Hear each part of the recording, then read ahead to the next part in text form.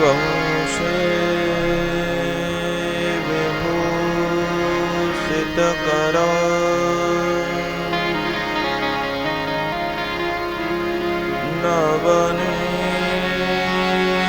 नवनीरदाभा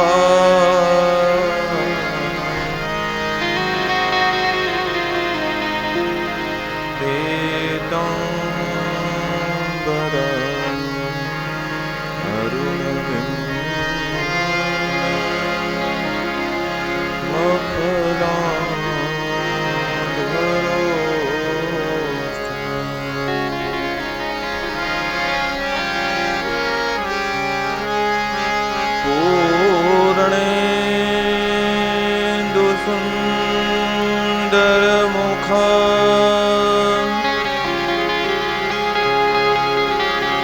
अरविंद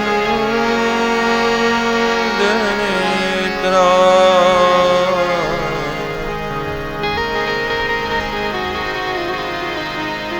कृष्ण परं किमपि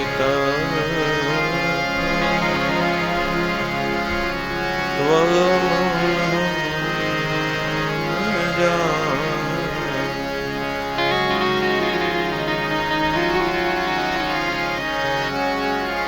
गुरुर्ब्रह्मा गुरुर्विष्णु गुरुर्देवो महेश्वरः गुरुर्साक्षात् परब्रह्म तस्मै श्री गुरुवे नमः।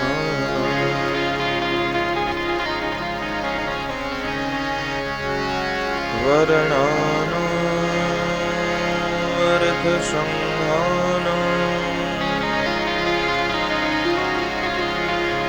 रसानां छन्दसामपि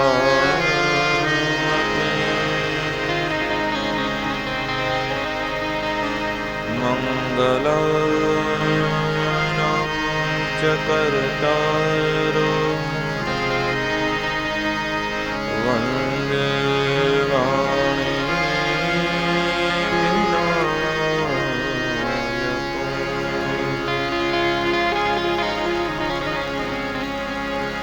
भवानी शंकरो वन्दे श्रद्धा विश्वासरूपिणो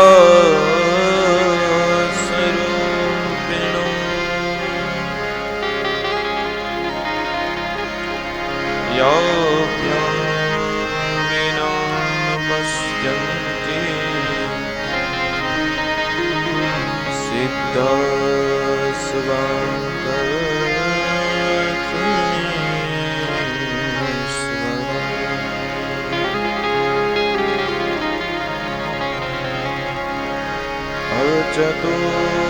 चतुर्वदनो ब्रह्मा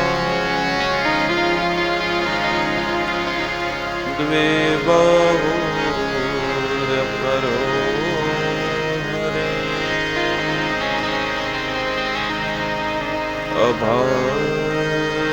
अभान्दलोचनो शम्भो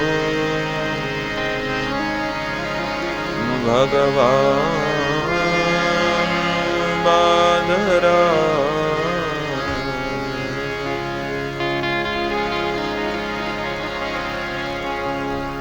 या देवी सर्वभूतेषु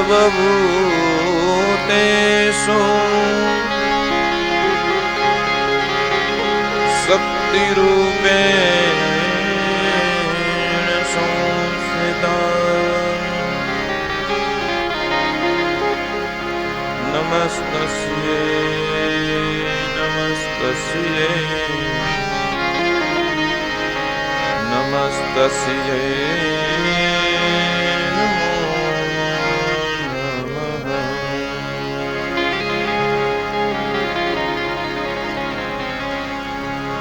बोलो શ્રી ભાગવત ભગવાન કી જય. શ્રી દ્વારિકાધીશ કી જય. શ્રી સુખદેવજી મહારાજ કી જય. શ્રી કુલદેવી માત કી જય. શ્રી પિતૃનારાયણ દેવ કી જય.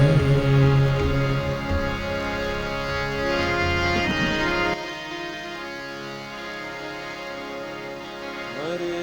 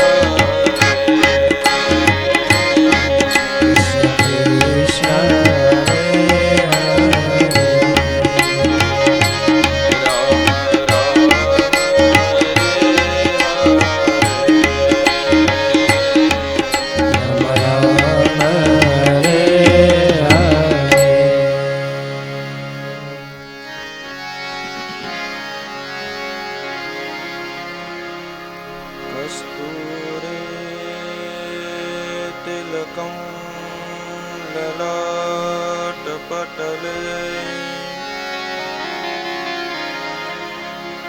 वक्षस्थले कौस्तुभम्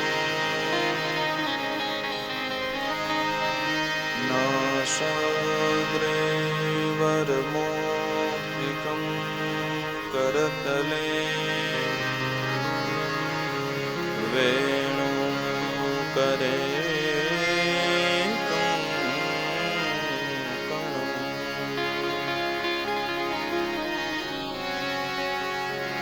सर्वांगे हरिचन्दनं सुललितं कंठे च मुक्तावली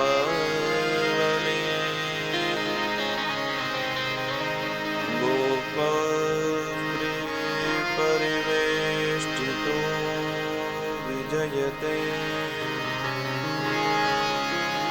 गोपाल चूडामणि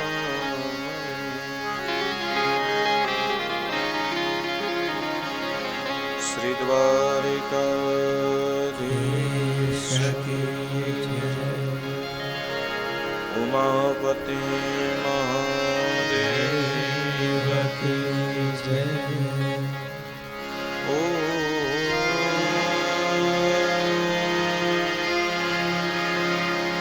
नमः पार्वती पतये हर हर महादेव।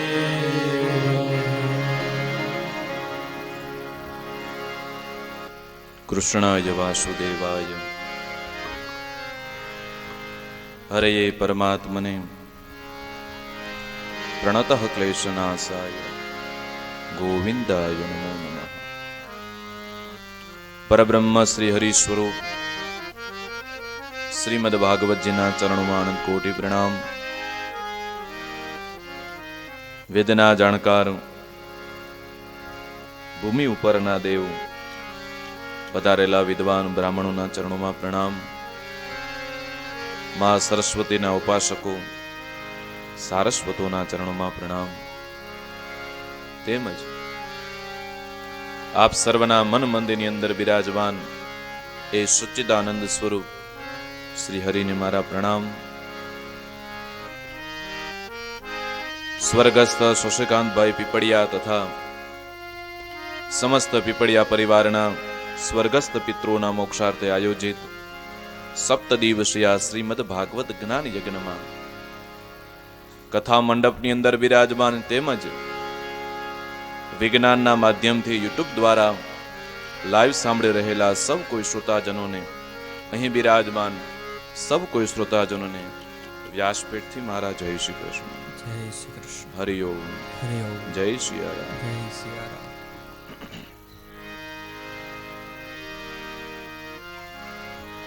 ભગવાન દ્વારકાધીશની અસીમ કૃપા, બાલમુકુંદ ઠાકોરજીના આશીર્વાદ અને સ્વર્ગસ્થ પિતૃઓની કંઈક ઈચ્છા એમના સંકલ્પ દ્વારા આજે આ પીપળિયા પરિવારને આંગણે સુંદર મજાનો ભાગવત કથાનો મહોત્સવ ઉજવાઈ રહ્યો છે। સપ્ત દિવસીય ભાગવત કથાની અંદર પ્રથમ દિવસ ગણપતિ મહારાજની કૃપાથી નિર્વિઘ્ન સંપન્ન થયો। પ્રથમ સત્રની અંદર સૌ કોઈ સાથે મળી ભગવત કીર્તન કરી રહ્યા છે। જે અવસર પરમાત્માએ મને ને તમને દીધો છે એ અવસરને સમ્યકપણે યથાઉચિત સમજ અનુસાર એ અવસરનો લાભ આપણે લેવો જોઈએ। પરમાત્માએ મનુષ્ય અવતાર આપ્યો છે તો આવ્યા પછી કંઈક એવું કર્મ કરીને જઈએ કે આપણું જીવન સાર્થક બની જાય।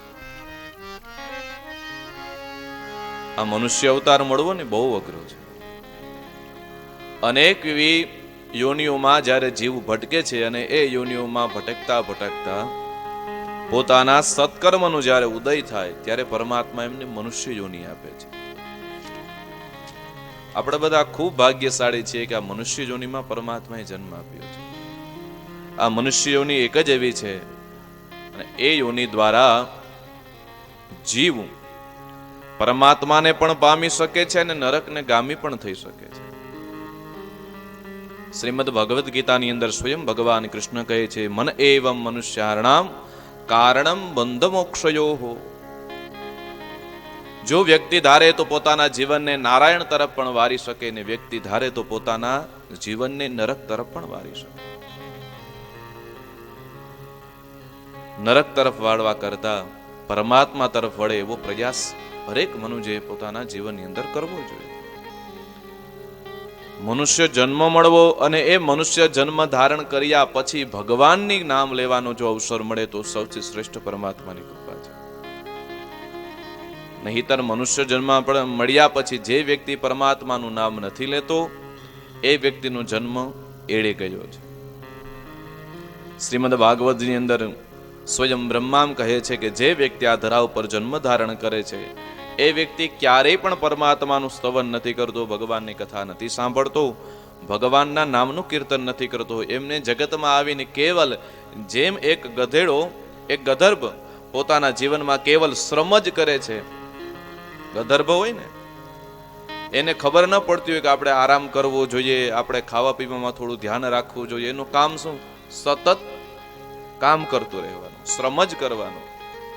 જે વ્યક્તિ ભગવાનની કથા ક્યારેય નથી કરતો અને પોતાના સંસારમાં જ રચ્યો પચ્યો રહે છે, ગધેડાની જેમ કેવલ કામ જ કરે છે. કેવલ શ્રમ એવહિ, એવું ભાગવતજીનું સૂત્ર છે. કેવલ ના કેવલ શ્રમ જ કરે છે. મનુષ્ય અવતાર પરમાત્માએ આપ્યો છે તો એ અવતારમાં કંઈક એવું કર્મ કરીએ તો પરમાત્મા આપણી ઉપર રાજી થાય. વિચાર કરો, આ મનુષ્યોની છોડીને જ્યારે ભગવાનના ધામમાં જીવને જવાનું થશે ત્યારે પરમાત્મા આપણી સામે ઉભા રહેશે ને હિસાબ માંગશે, ત્યારે શું હિસાબ આપશે? તમારા બાળકોને રમવા માટે, વાપરવા માટે 100 રૂપિયાની નોટ આપો, બાળકો ગામની અંદર ફરવા માટે જાય, પછી એમની પાસે હિસાબ માંગો ને તમે. મેં તમને વાપરવા રૂપિયા આપેલા, એનો હિસાબ આપો તમે. તો જ્યારે આ જીવ ભગવાનના ધામમાં જશે ત્યારે જો આ ધરતી ઉપર રહી મનુષ્યોની પ્રાપ્ત કરી આપણે કંઈ સત્કર્મ નથી કર્યા તો પછી જ્યારે જીવ ભગવાનના ધામમાં જશે તો શું જવાબ આપશો એની તૈયારી આપણે કરવી. આ મનુષ્ય જન્મ દેવતાઓને પણ દુર્લભ છે.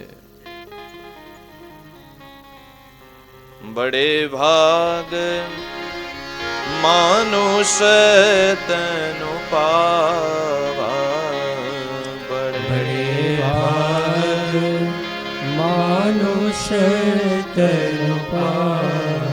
રામચરિત માનસમાં સ્વયં તુલસીદાસજી એમ કહે છે, ભાગવતજીના એકાદશ સ્કંધની અંદર નિમિ મહારાજ એમ કહે છે, દુર્લભો માનુષો દેહો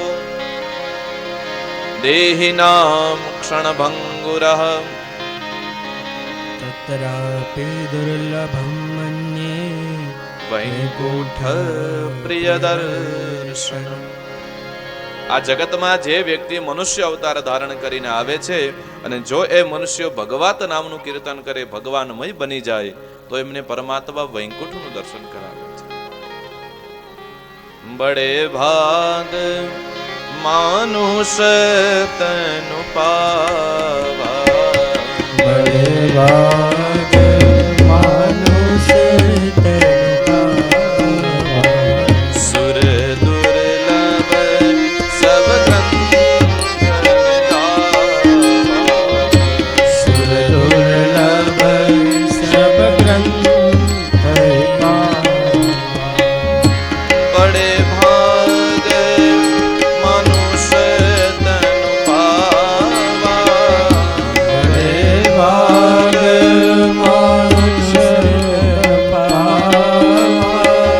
સુર દુર્લભ સબ ગ્રંથ નિગાવા. સુર દુર્લભ સબ ગ્રંથ પાવા. દેવતાઓ પણ આ મનુષ્ય યોનિના જન્મ લેવા માટે પરમાત્માને પ્રાર્થના કરે છે, એ ભગવાન અમને મનુષ્યમાં જન્મ આપો. અને આપણે સૌ મનુષ્ય યોનિમાં જન્મ ધારણ કરીને આવ્યા છીએ, પણ પોતાના મનને ક્યારેક પૂછવાની ચેષ્ટા કરજો કે જે મનુષ્ય કર્મ કરવું જોઈએ, કોઈ દિવસ આપણા જીવનમાં આપણે કર્મ કરીએ છીએ ખરા? એકવાર પોતાના આત્માને પૂછી જોજો. મનુષ્ય ધર્મ ધારણ કર્યો છે તો મનુષ્યના જે કર્મો છે કરવા જોઈએ. ભાગવતજીમાંથી 3 વસ્તુ ખાસ શીખવા જેવી છે.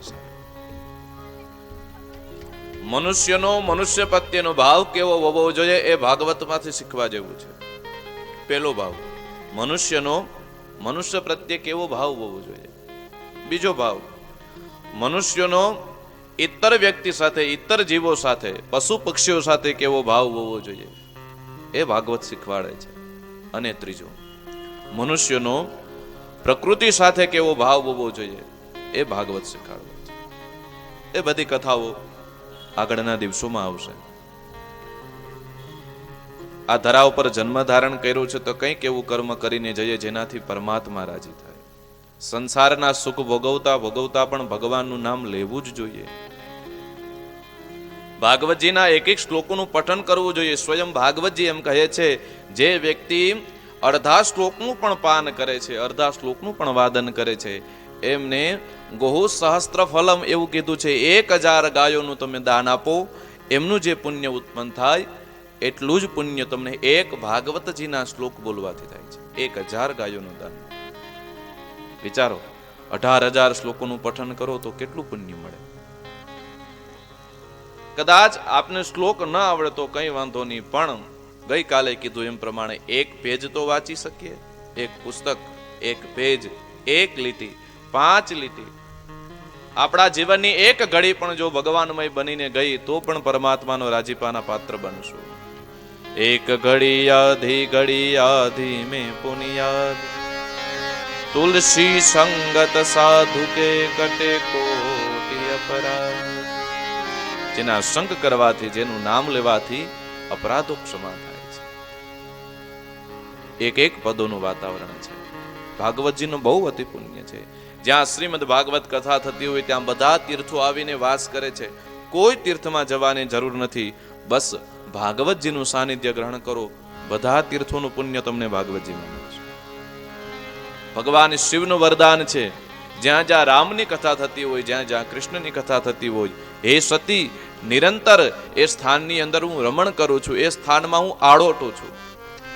જેમ આપણે વૃંદાવન રમણ રેતીમાં જઈએ ને ભગવાને જ્યાં ખુલ્લા પગે વિચરણ કરેલું છે એ સ્થાનમાં આડોટવા જઈએ, એમ ભગવાન શિવ કહે છે જ્યાં જ્યાં ભગવાનની કથા થતી હોય એ સ્થાનમાં હું નિત્ય આડોટવા માટે જાઉં છું. કારણ કે જે ધરા ઉપર જીવોને પ્રાપ્ત થાય છે સ્વર્ગમાં અને કૈલાસમાં નથી થતું. ભગવાન શિવ પણ સ્વયં આ કથાના પ્રેમી છે. આ એવી ગંગા છે જે ગંગામાં વ્યક્તિના પાપ પણ ધોવાઈ જાય છે ને પુણ્યશાળી પણ બને છે. ગંગામાં સ્નાન કરવા માટે જીવે હરિદ્વાર ક્ષેત્રમાં જવું પડે, પણ આ કથા ગંગા આજે તમારે ત્યાં વહેતી વહેતી આવી છે. અતિ ભાગ્યશાળી છે જે આખા જગતને પાવન કરે છે. ગંગાજીમાં કોઈ વર્ણનો, કોઈ ધર્મનો ભેદ નથી. ગંગાજીમાં કોઈ વ્યક્તિ વર્ણનો સ્નાન કરવા જાય ત્યારે ગંગાજી એમનું વર્ણ નથી પૂછતો, તમે કયા વર્ણના છો. જે વર્ણના જીવ આવે એ બધા ગંગાજીમાં સ્નાન કરે છે. એમ આ ભાગવત કોઈ એક વર્ણ માટે નથી, 18 વર્ણો માટે છે. જે વ્યક્તિ શ્રદ્ધાથી ભાગવતજીનું શ્રવણ કરે એમનું કલ્યાણ થાય છે.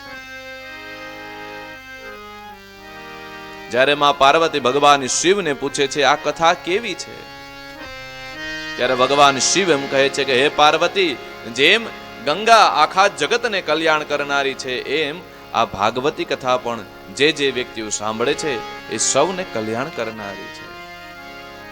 પૂછે રઘુપતિ કથા પ્રસંગા, પૂછે રઘુપતિ કથા પ્રસંગા. કેવી છે ભાગવતી કથા? સકલ લોક જગ પાવની ગંગા, સકલ લોક જગ પાવન ગંગા. આખા જગતનું કલ્યાણ કરવા વાળી ગંગા હરિદ્વારમાં વહે છે, પણ જે વ્યક્તિ હરિદ્વારમાં પ્રત્યક્ષ નહીં જઈ શકે એ વ્યક્તિ જો ભગવાનની કથા સાંભળે તો ગંગા સમાન જ છે, જેમાં ડૂબકી મારીને વ્યક્તિ પુણ્યશાળી બને. આપના પરિવારનું કલ્યાણ કરવા માટે આજે એ ગંગાજી કથારૂપી ગંગા તમારા પીપળિયા પરિવારનું કલ્યાણ કરવા માટે, આ સ્થાનનું કલ્યાણ કરવા માટે વહે છે. આપણે વિચારવાનું છે ગંગા કાંઠે જઈને આપણે શું કરવું. પગ બોડીને આવતું રહેવું, માથા બોડીમાં સ્નાન કરવું, પોતાનું શરીર બરાબર પલળી જાય એ રીતે ગંગાજીનું સ્નાન કરવું, પાન કરવું આપણા ઉપર છે. કહેવાય છે એક ગંગાજીનું જળનું બિંદુ પણ આપણા ઉપર પડી જાય તો જીવનને ધન્ય બનાવી દે. આ તો ભાગવતી કથા છે સાહેબ. ભાગવતી કથા, આ શ્રીમદ ભાગવત કોઈ ગ્રંથ એવો નથી કે જેમની અંદર પરમાત્માનો વાસ ન હોય. પણ જ્યારે ઉદ્ધવજીને ભગવાન કૃષ્ણને પ્રાર્થના કરે છે, આપ આ ધરામાંથી જશો તો મને આપના શરણ લેવાની ઈચ્છા થશે તો હું ક્યાં જાઉં? ત્યારે સ્વયં ભગવાન કૃષ્ણ દ્વારકાધીશ કહે છે, શ્રીમદ ભાગવતાખ્યોયમ પ્રત્યક્ષમ કૃષ્ણયેવહિ. હે ઉદ્ધવ, વ્યાસ દ્વારા રચાયેલું શ્રીમદ ભાગવત ગ્રંથ છે, એમની અંદર હું મારું સ્વરૂપ નિરૂપણ કરું છું. જ્યારે જ્યારે આપને મારા દર્શનની ઈચ્છા થાય ત્યારે મારા ભાગવતના દર્શન કરજો. કારણ સ્વયં શ્રી કૃષ્ણ એ વહી, આ કોઈ ગ્રંથ નથી, કોઈ પુસ્તક નથી, સ્વયં શ્રી કૃષ્ણ જ આપણી સામે બિરાજમાન છે. એનું સાનિધ્ય લેવું જોઈએ. મનુષ્ય જન્મ મળ્યો છે એનું સાર્થકતા કરીએ. ગઈકાલની કથામાં ભાગવતજીના મહાત્મ્ય વિશે પદ્મ પુરાણ અંતર્ગત 6 અધ્યાયોનું મહાત્મ્ય કીધું. શા માટે ભાગવત સાંભળવું જોઈએ, ભાગવત સાંભળવાથી શું ફળ મળે છે, અને અઘોરમાં યોઘોર યોનિમાં પડેલા એ જીવાત્માને ભાગવતજી ક્ષણવારમાં મુક્તિ આપે છે. ધુંધુકારી જેવો મહાખલી પ્રેત યોનિમાં પડેલો છે, એમને પણ એક વખત પોતાના આસન ઉપર બિરાજમાન થઈને ભાગવતી કથા સાંભળી ભાગવતજી એમને પણ મુક્તિ આપી છે. શ્રીમદ ભાગવતી વાર્તા પ્રેત પીડા વિનાશી, પ્રેતોને પણ પીડામાંથી મુક્ત આપે છે. જ્યારે ભાગવત કથા કરવાની ઈચ્છા થાય ત્યારે ભાગવતજી એમ કહે છે, જ્યારે તમને સત્કર્મ કરવાનું, આવું ભાગવત કથા કરવાનું જ્યારે વિચાર આવે ને ત્યારે 9 ગ્રહો તમારી અનુકૂળ બને છે. તદેવ લગ્નમ સુદિનમ તદેવ તારા બલમ ચંદ્ર બલમ તદેવ વિદ્યા બલમ દેવ બલમ તદેવ લક્ષ્મી પતે તે ધ્રુયુગમ સ્મરામિ. 9 ગ્રહો તમારી અનુકૂળ બને છે. ભાગવતજી કથા કરવા અનેક એવો મહિનાઓ છે, પણ અમુક મહિનાઓને શ્રેષ્ઠતા આપવામાં આવી છે. કાર્તિક માસ, માક્ષર મહિનો, ભાદ્રપદ મહિનો, અષાઢ મહિનો અને આસો મહિનો, આ 6 મહિનાઓ છે એ ભાગવતી કથા માટે શ્રેષ્ઠ બતાવ્યા છે. અન્ય ઋષિમુનિઓ એમ કહે છે ચૈત્ર અને વૈશાખ માસ પણ ભાગવતી કથા માટે શ્રેષ્ઠ છે, પણ અષાઢ, શ્રાવણ, ભાદરવો, આસો, કાર્તિક અને માક્ષર આ 6 મહિના જે છે, આ 6 મહિનામાં પોતાના પિતરોની પાછળ જેમને કથા કરવાની ઈચ્છા હોય એમને આ મહિનાઓમાં કથા કરવી જ જોઈએ. મધુમાસ ભગવાનનો ચૈત્ર મહિનો કહેવાય, એમાં પણ તમે ભાગવતી કથા કરી શકો છો, પણ ભાગવતજીના નિયમ અનુસાર આ 6 મહિનાઓ શ્રેષ્ઠ છે. ભાગવતજીનો આરંભ ક્યારે કરવો? જ્યારે તમારું મન પ્રસન્ન હોય એ સમયે કથાઓનો આરંભ કરવો. રિક્તા તિથિઓને ત્યાગ કરી એકાદશી, દ્વાદશી, દશમી, નવમી, પંચમી, તૃતીયા, પ્રતિપદા, દ્વિતીયા, આ બધા તિથિઓમાં ભાગવતી કથાનો તમે આરંભ કરી શકો છો. જ્યારે ભાગવત કથા આરંભ થતી હોય ત્યારે વિષ્ટિ ન હોવી જોઈએ, ભદ્રા ન હોવી જોઈએ, વેતિપાત નામનો ખરાબ યોગ ન હોવો જોઈએ. આવા મુહૂર્તોના નિયમો બતાવ્યા છે. જે વ્યક્તિ ભાગવતજીનું સ્મરણ કરે છે એમના જીવનમાંથી પરમાત્મા હંમેશ માટે પાપને હરી અને પુણ્યશાળી બનાવે છે. એવું આ ભાગવત છે. જ્યારે આ ભાગવતજી મળે ત્યારે શું કરવું જોઈએ? નિત્યમ પિબત્વમ, નિત્ય એનું પાન કરવું જોઈએ. ભગવાનની કૃપા થાય ને તો આપણા જીવનમાં 3 વસ્તુ મળે. ભાગવતજીની અંદર વિવેક ચૂડામણી નામનો એક ગ્રંથ છે, એમની અંદર શ્લોકની અંદર કહ્યું છે મનુષ્ય જન્મ મળે એ પણ પરમાત્માની કૃપા છે, પણ જ્યારે દેવતાઓની કૃપા મળે ત્યારે 3 વસ્તુ એ જીવનની અંદર આવે છે.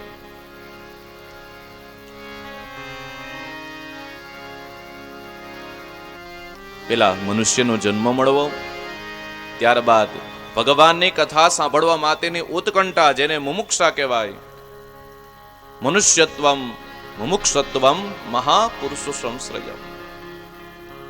પેલા મનુષ્ય જન્મ મળે, એ મનુષ્ય જન્મ મળ્યા પછી ભગવાનની કથા સાંભળવાની ઉત્કંઠા જાગે, જેને ભૂખ કહેવાય. અને ત્રીજો, એ ભૂખ મટાડવા માટે કોઈ મહાપુરુષનો સંશ્રય. આ ત્રણ વસ્તુ તમારા જીવનમાં ત્યારે જ આવે જ્યારે શ્રી હરિની કૃપાના પાત્ર બનો. પેલી કૃપા પરમાત્માની કૃપા એ થાય તમને મનુષ્યનો અવતાર આપ્યો છે. બીજી કૃપા એ તમને કથા સાંભળવાની તમન્ના જાગે, ભૂખ જાગે. જો ભૂખ જ નથી તો તમારી સામે અઢળક એવા ધન પદાર્થો રાખવામાં આવે, 56 ભોગ ધરવામાં આવે, પણ ભૂખ નથી તો એમનું સ્વાદ નથી મળવાનું. મળશે? તરસ નથી તો જળ પીશો તો એની તૃષા નહીં મળે. કોઈ એક સ્ટેશનની અંદર ટ્રેન ઊભી છે અને ટ્રેનની અંદર એક મહાપુરુષ બેઠા છે, સામે કોઈ સંત મહાત્મા બેઠા છે. એ ટ્રેનની બારોબાર કોઈ એક બાળક છે જે પાણી વેચવા માટે નીકળો છે. એમ કહે છે, પાણી પીવો, પાણી પીવો. ગ્લાસ લઈ અને જ્યારે બારી પાસે જાય ત્યારે પેલા સજ્જનને પાણીની ઈચ્છા લાગી છે, પણ એ બાળકને પૂછે છે કે આ પાણીના ગ્લાસનો શું ભાવ છે? ત્યારે બાળક એમ કહે છે કે મહારાજ, આપે પાણી પીવું હોય તો 2 રૂપિયાનો એક ગ્લાસ. પેલા સજ્જન એમ કહે કે 2 રૂપિયા નહીં, થોડું ઓછું કરે કે મહારાજ, તમારે જો જલની ઈચ્છા હોય તો મને 1 રૂપિયા આપો.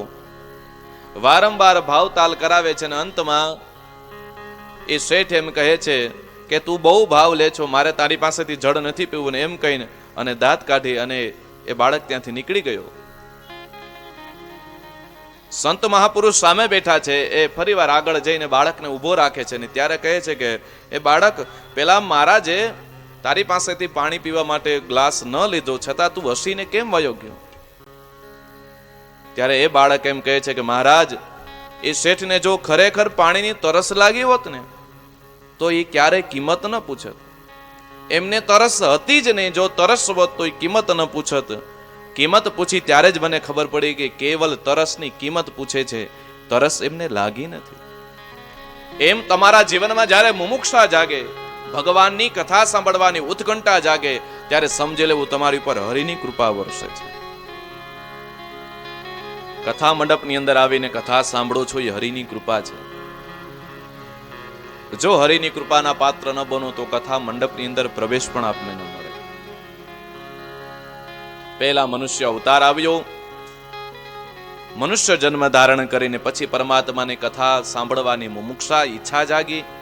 આ ઈચ્છા ક્યારે પૂર્ણ થાય? કે જ્યારે કોઈ મહાપુરુષોનો સંશ્રય મળે, કોઈ સાચા સંત મળે, કોઈ ભગવંત મળે, કોઈ મહાત્મા મળે. એવાનો સંગ કરીએ તો એમના મુખેથી આપને સારી કથા સાંભળવા મળે. મનુષ્યત્વ મહાપુરુષ સંશ્રય. મનુષ્યત્વ મળે, મુમુક્ષત્વ મળે ને મહાપુરુષનો સંશ્રય એ પરમાત્માની કૃપાથી જ થાય છે. આપ સર્વ ખૂબ ભાગ્યશાળી છો, ખૂબ ભાગ્યશાળી જીવ છો. આપને આ કથા સાંભળવા મળે છે. એવી આ ભાગવતી કથા છે. ભાગવત કથાના નિયમો તો અનેક બતાવવામાં આવ્યા છે, પણ યજમાન પરિવાર દ્વારા જે નિયમો સૂચન પ્રમાણે પાડી શકે એટલા પોતાના માટે બહુ સારા છે. સતત ભગવાનના નામનું જપ કરતું રહેવું. કરમાળા મેં લગભગ બધાને શીખવાડી દીધી છે. કોઈ કરે કે ન કરે તો પોતાની ઉપર છે, પણ કરવી જોઈએ. આવીને સીધી વાતો કરવી એ યોગ્ય નથી. મહારાજ મંગલાચરણ કરતા હોય ત્યારે આપણે ચકલીની જેમ સતત ચાલુ રહીએ તો એ થોડું અયોગ્ય છે.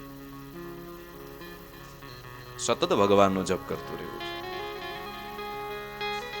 ભાગવત જ્યારે કથા કરીએ ત્યારે 5 બ્રાહ્મણોનું વરણ કરવું જોઈએ. વિષ્ણુ સહસ્ત્રના પાઠ કરી શકે એવા વિદ્વાન બ્રાહ્મણો, શ્રીમદ ભાગવતજીના પાઠ કરી શકે એવા વિદ્વાન બ્રાહ્મણો, ગીતાજીના પાઠ કરી શકે, ગાયત્રી મંત્રના પાઠ કરી શકે, એમના જપ કરી શકે, વાસુદેવ મંત્રના જપ કરી શકે એવા 5 બ્રાહ્મણોનું વર્ણન કરવું જોઈએ.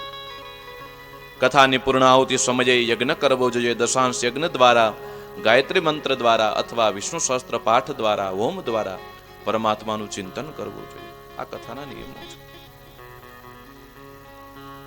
પ્રેતને પણ મુક્તિ આપવાવાળી આ ભાગવતી કથા છે. જે કોઈ કથા શ્રવણ કરે છે એમના જીવનમાં પરમાત્મા સદાકાલ માટે વાસ કરે છે. સદા સેવ્યા શ્રીમદ ભાગવતી કથા યસ્યાહ શ્રવણ માત્રેણ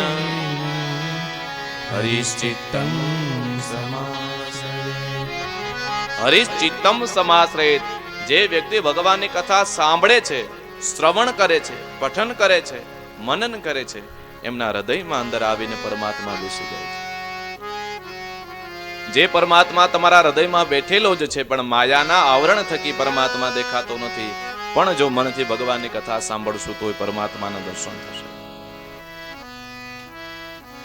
6 અધ્યાયોમાં ભાગવતજીના મહાત્મ્યની કથા અને હવે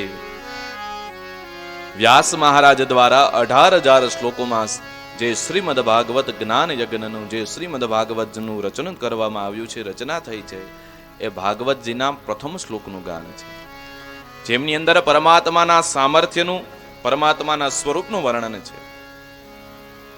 વ્યાસજી કહે છે, એ નારાયણને અમે વંદન કરીએ છીએ જે નારાયણ દ્વારા સમગ્ર સૃષ્ટિની રચના કરવામાં આવી છે. સુંદર મજાનો ભાગવતજીના પ્રથમ સ્કંદનો 1લો અધ્યાયના પ્રથમ શ્લોક.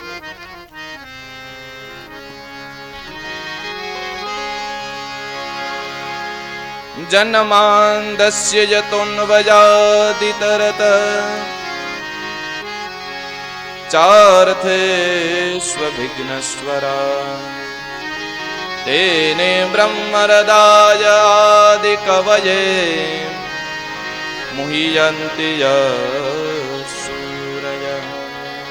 તેજો વારણિમયો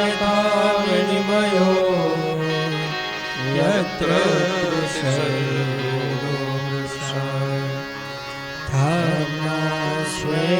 સદા નિરસ્તકુહકમ સત્યમ પરમ. ભગવાન કેવા છે? જન્માંદ્યસ્ય યતોન્વયાદિતરત ચાર્થેષ્વવિઘ્નસ્વરા. જન્માંદ્યસ્ય એક બ્રહ્મ સૂત્ર છે, અથાતો બ્રહ્મ જિજ્ઞાસા. આવા બ્રહ્મ સૂત્ર છે, એમાંનું એક સૂત્ર જેનું નામ જન્માંદ્યસ્ય છે. આ સૂત્ર દ્વારા જ શ્રીમદ ભાગવતની પૂર્ણ સ્વરૂપે રચના કરવામાં આવી છે. જે જન્મથી માંડી, જેમનું જન્મની પણ કથા નથી, જેમનું લય પણ ક્યાં નથી, પોતાના આંખના પલકારામાં જ સમગ્ર સૃષ્ટિની રચના જે કરી જાણે છે, એવા પરમાત્માને ચાર્થેષ્વ વિઘ્નસ્વરાટ વિરાટ સ્વરૂપ નારાયણ ધારણ કરી અને આખા જગતનું રક્ષણ જે કરે છે, તેને બ્રહ્મરદાયાદિ કવયે મુહ્યન્તિ યસૂરયઃ. જેના સ્વરૂપનું વર્ણન બ્રહ્માદિ દેવતાઓ પણ નથી કરી શકતા, તેને બ્રહ્મરદાય આદિ કવયે. આદિ કવયે યાની ભગવાન બ્રહ્માજી સ્વયં બ્રહ્મા પણ જેના સ્વરૂપનું વર્ણન નથી કરી શકતા, અને જ્યારે એનું વર્ણન કરવા જાય ત્યારે બ્રહ્માજીને પણ મોહિત થઈ જાય એવા ભગવાન નારાયણનું સ્વરૂપ છે. મુહ્યન્તિ યસૂરયઃ. સૂર્યાની દેવતાઓ, જ્યારે દેવતાઓ પરમાત્માની સ્તુતિ વંદના કરે છે, એમના કીર્તનનું જ્ઞાન કરે છે, એ ગાન કરતા જ એ પરમાત્મા પ્રત્યે એ જીવને મોહ લાગે છે. ભગવાન કેવા છે? જે દેખાય છે ત્યાં પણ પરમાત્મા છે, જે નથી દેખાતા ત્યાં પણ પરમાત્મા છે. ભગવાન નારાયણની માયા એવી જ છે, જે નથી છતાં છે અને છે છતાં નથી. સમગ્ર જગતમાં પરમાત્મા અણુ એ અણુમાં વસે છે. એ પરમાત્મા ત્યાં સ્થિર છે અને નથી પણ એ પરમાત્મા કહે છે. જે તમને આભાસ કરાવે, જે સત્ય નથી છતાં અસત્યનો તમને આભાસ કરાવે, સત્યનો આભાસ કરાવે, એવા ભગવાનની માયા છે. તેજો વારે મૃતામ યથા વિનિમયો યત્ર ત્રિસર્ગો મૃષા. જેમ કોઈ હરણી હોય ને હરણી જલ પીવાની આશાઓ રાખી અને રસ્તા ઉપર દોડતી થઈ જાય, રસ્તા ઉપર જે મૃગજળ ફેલાયેલું હોય. મૃગજળ કોને કહેવાય? બરાબર સૂર્યદેવ તપેલા હોય અને સૂર્યદેવના પ્રકાશ થકી ઉનાળાની અંદર રસ્તાઓમાં જે રોડ ઉપર તમને જળ દેખાય એમને મૃગજળ કહેવાય. દૂરથી તમને દેખાય છે ત્યાં જળ ભરેલો છે, પણ નજીક જઈને જોશો તો ત્યાં જળ ન હોય, એવો જ રસ્તો હોય. પણ ભગવાન સૂર્યનારાયણના તાપ થકી એ રસ્તા ઉપર, એ માર્ગ ઉપર તમને જળ દેખાય, જળ છે નહીં. મૃગલાઓ એવો વિચાર કરે કે ત્યાં હું જળ પીવા જાઉં, પણ ત્યાં મૃગલાઓને જળ નથી જળતું. એ જ પ્રમાણે આ જગતમાં પરમાત્મા સમગ્ર જગતની અંદર વાસ કરે છે, અણુ અણુમાં નારાયણ વાસ કરે છે, પણ પરમાત્માની માયાનો પડદો સૌની આગળ લાગેલો છે છતાં પરમાત્મા દેખાતા નથી. તેજો વારે મુદામ યથા વિનિમયો યત્ર ત્રિસર્ગો મૃષા.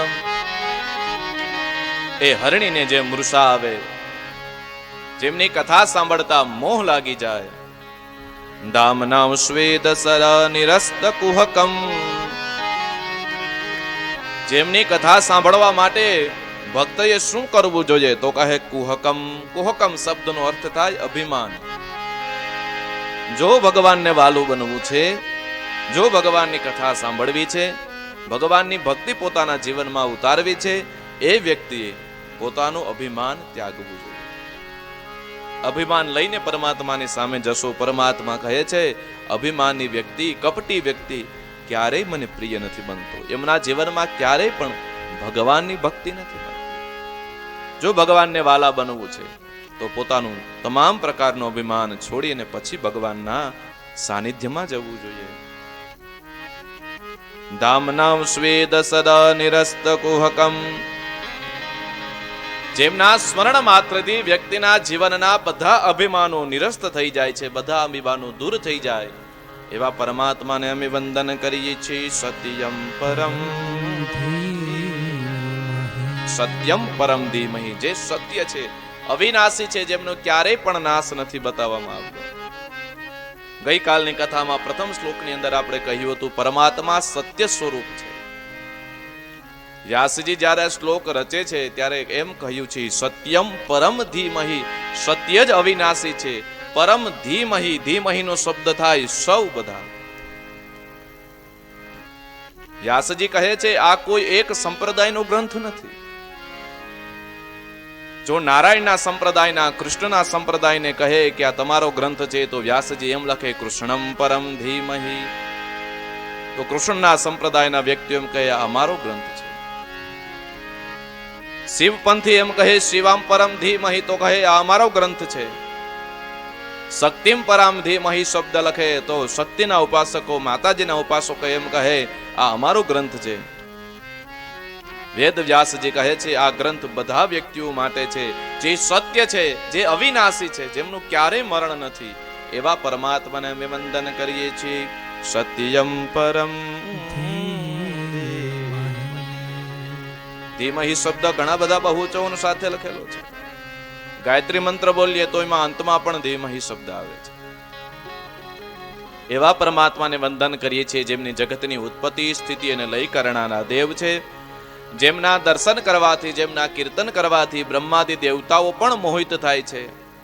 ભગવાનની એવી માયા છે, જેમ મૃગજળ એ પીવા માટે જેમ મૃગલાઓ દોડે છે અને મૃગજળની પ્રાપ્તિ નથી થતી, એવી અઢળક ભગવાનની માયા છે.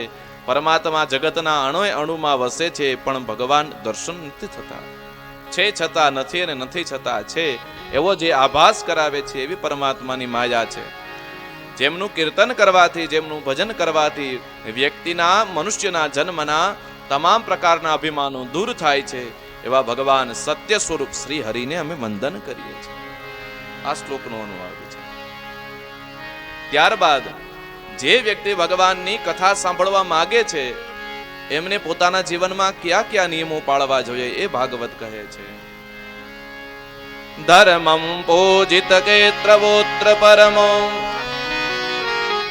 નિર્મત્સરાણામ સતામ વેદ્યમ વાસ્તવમત્ર વસ્તુ શિવદમ તાપત્રયોન્મૂલનમ. શ્રીમદ ભાગવતે મહામુનિ કૃતે કિં વા પરેરીશ્વરં સદ્યોરદ્યવરુધ્યતે પૃથિવી શુશ્રૂષુભે. જે વ્યક્તિને ભગવાનની કૃપા જોઈએ છે, જેમના જીવનમાં ભગવતની ભક્તિ જોઈએ છે, જેમને ભાગવતજીની કથા સાંભળવી છે, એમને શું કરવું જોઈએ? તો કહે છે નિર્મત્સરાણામ સતામ ધર્મમ પ્રોજિત કેત્રવોત્ર પરમો નિર્મત્સરાણામ સતા. અધર્મનો માર્ગ છોડી એ મનુષ્યએ ધર્મનો માર્ગ અપનાવવો જોઈએ. જે વ્યક્તિ અધર્મનું કાર્ય કરે છે એમને જીવનમાં ક્યારે ભગવાનની ભક્તિ નથી મળતી. અને પ્રોજિત કપટ ભાવ છોડીને જે ભગવાનને ભજે છે એ જ ભગવાન સૌથી વધારે વાલા લાગે છે. જીવનમાં ક્યારેય કપટ ન કરવું જોઈએ. યાદ રાખજો વાલા વૈષ્ણવો, જો ભગવાનને પ્રિય બનવું હોય, ભગવાનને વાલા બનવું હોય તો જીવનમાંથી કપટ ત્યાગ કરજો. કથાની અંદર બેઠા છો, અભિમાન રહિત બનજો, દ્વેષ રહિત બનજો, ઈર્ષા રહિત બનજો અને કપટને છોડજો. કારણ કપટ ભગવાનને ગમતું નથી. નિર્મત્સરાણામ સતા, જેમના જીવનમાં ઈર્ષા નથી, ભેદ નથી, કપટ નથી, અભિમાન નથી, એવા જ વ્યક્તિ ઉપર ભગવાન કહે છે હું પ્રસન્ન થાઉં છું. આપણે જોઈએ આપણા ઋષિમુનિઓ જે ભગવાનના ભક્તો થઈ ગયા, જેમને નિર્મલ થઈને જ પરમાત્માની સ્તુતિ વંદના કરી છે. હોશિયાર કોઈ ભગવાન સામે ચાલ્યા જ નથી. જે અભણ છે, કેવલના કેવલ પ્રેમ દ્વારા નિરભિમાની બની કપટ છોડીને જેમને ભગવાનની ભક્તિ કરી છે એ જ ભગવાનને વાલા બન્યા છે. જેમને જેમને ભગવાનની સામે પોતાની બુદ્ધિનો પ્રયોગ કરવાની કોશિશ કરી છે એ ભગવાનને ક્યારેય વાલા નથી બન્યા. રામચરિત માનસમાં સુંદરકાંડ છે ને સુંદરકાંડની અંદર જ્યારે રાવણનો ભાઈ વિભીષણ છે એને ભગવાનને મળવા માટે આવે છે ત્યારે હનુમાનજી આદિ બધા છે એમ કહે છે કે આ તો કપટ લઈને તમારા શરણમાં આવ્યું છે, આ રાવણનો ભાઈ છે. ત્યારે ભગવાન રામ સ્વયં એમ કહે છે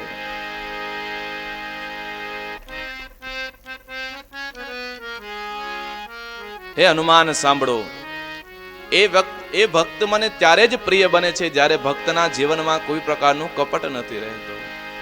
નિરમલ માના જન સો મોહે પાવા,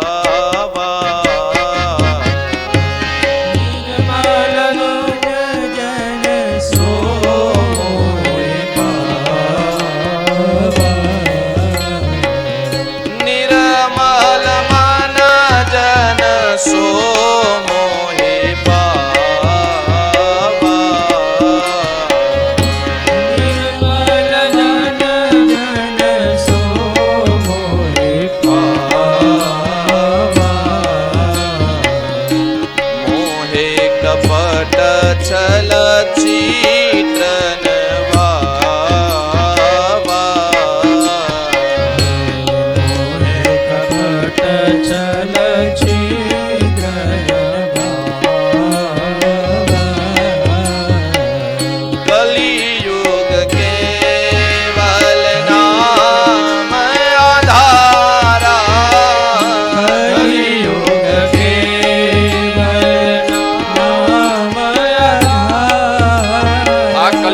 કરવા જેવો કોઈ શ્રેષ્ઠ કર્મ હોય તો કેવલ ના કેવલ ભગવાનનું નામ જ છે.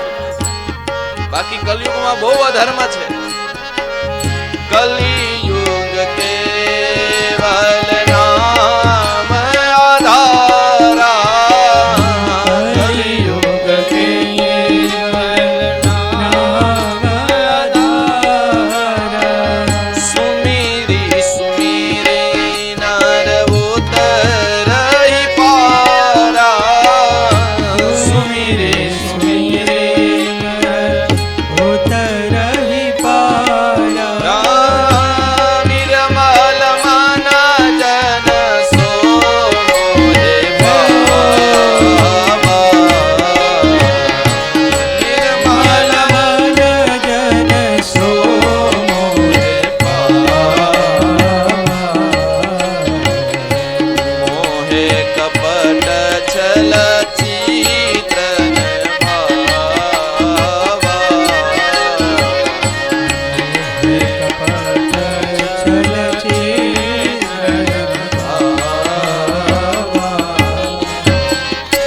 રામ સ્વયં એમ કહે છે જો મને પ્રિય બનવું છે તો કપટ, છલ આ બધું છોડીને મારા શરણમાં આવો.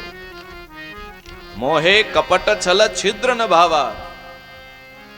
હે લક્ષ્મણ, જે વિભીષણ મારા શરણમાં આવ્યો છે એમના જીવનમાં છળ અને કપટ નથી, અને જે વ્યક્તિ છળ કપટ રાખી અને મારી ભક્તિ કરે છે એમની ઉપર હું ક્યારેય પણ પ્રસન્ન નથી થતો. જો મને પ્રસન્ન કરવા હોય, મારું પ્રિય બનવું હોય તો છળ કપટનો ત્યાગ કરજો.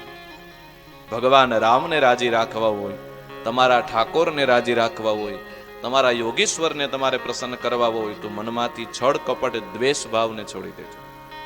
ભગવાનને વાલું બનવું હોય તો આ બધું કરવું પડે.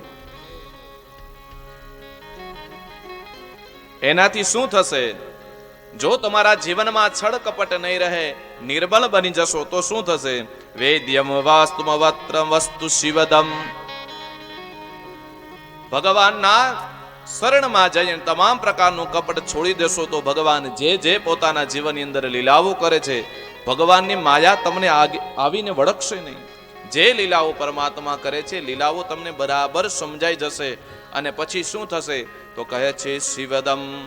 શિવદમનો અર્થ થાય કલ્યાણ. નિર્મળ બનશો, અભિમાનને ત્યાગ કરી અને પછી ભગવાનની કથા સાંભળશો તો શું થશે?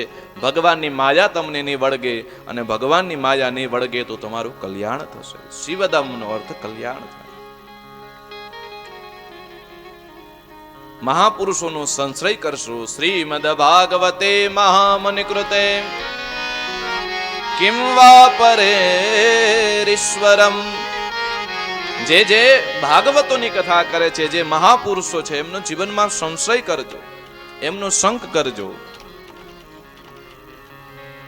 નિર્મળ બનવું, ભગવાનની માયાઓથી દૂર રહેવું, સંતોનો સંગ કરવો, નિત્ય ભગવાનની કથા સાંભળવી. એનાથી શું ફળ મળે તો કહે છે સદ્યો અદ્ય વરુદ્રતે તે કૃતવે શુશ્રૂષૃભે તક્ષણાત. જે વ્યક્તિ કપટ ભાવ નિરભિમાનપણું છોડી અભિમાન રહિત થઈ જે જીવ ભગવાનના ધામની અંદર ભગવાનના શરણમાં જાય છે, એ શરણમાં જતા ભગવાનની માયા કોઈ એમને લાગતી નથી, એમનું કલ્યાણ થાય છે. માટે ઋષિમુનિઓ, સંતો, મહાપુરુષો છે, એ જે ભગવાનનું ગાન કરે છે એ પરમાત્મા સ્વયં જે વ્યક્તિ ભગવાનની કથા સાંભળે છે, સદ્યો અદ્ય વરુદ્યતે તે કૃતવે, એ જ સમયે શુશ્રૂષૃભિ તક્ષણાત, એ વ્યક્તિના મન મંદિરની અંદર આવી પરમાત્મા સદાકાલ માટે બંધાઈ જાય છે. આપ કથા સાંભળો છો તો આપના મન મંદિરમાં હરિ આવીને બંધાઈ જાય. બંધાઈ જાય કોને કહેવાય? જેમ જેલખાનાની અંદર કોઈ કેદી પુરાયેલો છે એમને બંધાઈ ગયેલા કહેવાય. એક રૂમની અંદર કોઈ વ્યક્તિ પુરાઈ ગયેલો છે એમને બંધાઈ ગયેલા કહેવાય. એ જ્યાં સુધી એમને બીજા વ્યક્તિ દ્વારા છોડવામાં ન આવે ત્યાં સુધી અંદર પુરાયેલો વ્યક્તિ બહાર નથી નીકળી શકતો. એ જ પ્રમાણે નિષ્કપટ કરી અભિમાન છોડીને જો તમે ભગવાનની કથા સાંભળશો તો તમારા મન મંદિરની અંદર પરમાત્મા આવીને બંધાઈ જશે, ભગવાન બિરાજમાન થઈ જશે. અને જ્યાં સુધી તમે પરમાત્માને નહીં નીકાળો ત્યાં સુધી ભગવાન તમારા હૃદયમાંથી બહાર નહીં જાય. માટે કપટ ભાવ ત્યાગવો જોઈએ. કપટ ભાવ ત્યાગો તો હરિરાજી થાય. છોડ કપટ ના કામ એ મારાજી રેશે મારો રામ. ભાય તું છોડ કપટ ના કામ, છોડ કપટ ના કામ. ભાઈ છોડ કપટ ના કામ, ભાય તું છોડ કપટ ના. કઈ કઈ જેવું મહાપાત્ર પામી ગયું અપમાન. કઈ કઈ જેવું મહાપાત્ર જેમને એક વ્યક્તિના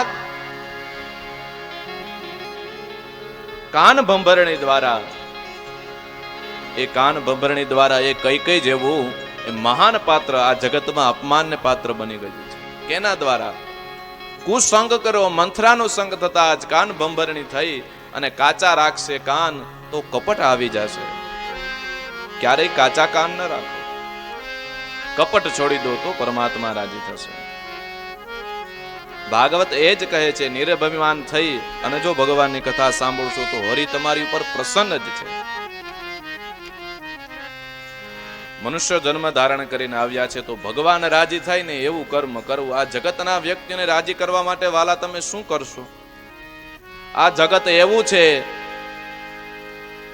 જ્યારે તમે એને રાજી કરવાના પ્રયાસો કરશો, આ સમાજ એવો છે, ક્યારેક તમને પુષ્પનો હાર પણ પહેરાવશે ને ક્યારેક જોડાનો હાર પહેરાવતા પણ આ સમાજને વાર નહીં લાગે. આ સમાજને સુધારવાનો, સમાજને સાલું લગાડવાનો પ્રયાસો જીવનમાં ક્યારેય ન કરવા.